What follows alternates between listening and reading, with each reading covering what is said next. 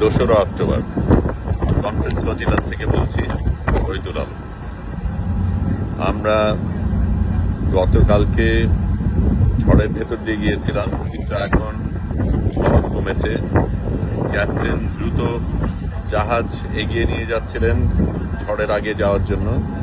আমরা সুমুদ ফতিরার শেষ অংশে, এর আগের ফ্লোটিলাগুলি ইতিমধ্যেই গাজার কাছে চলে গেছে। সামনে যেগুলি ছিল সেগুলিকে গত রাতে ইসরায়েলি হানাদাররা আক্রমণ করেছিল, কিন্তু আমরা এখনো সেই জায়গায় পৌঁছাইনি।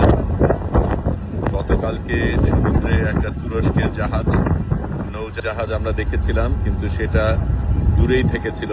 আজকে কারা আছে আমরা জানি না, কিন্তু আমরা ক্রমশ কাছে যাচ্ছি। আমরা অবশ্যই সেখানে পৌঁছাবো এবং ইসরায়েলের আক্রমণের কারণে আমরা কোনোভাবেই পেছনে যাব না। এখনো সমুদ্র উত্তপ্ত, এখনো ঝড়ের আশঙ্কা রয়েছে। বিদ্যুৎ থেমে গেছে, বৃষ্টিও সকালে থেমে গেছে, কিন্তু আমরা আমাদের মতো চলছি। শহীদুল আলম বলছি, গাজার পথে।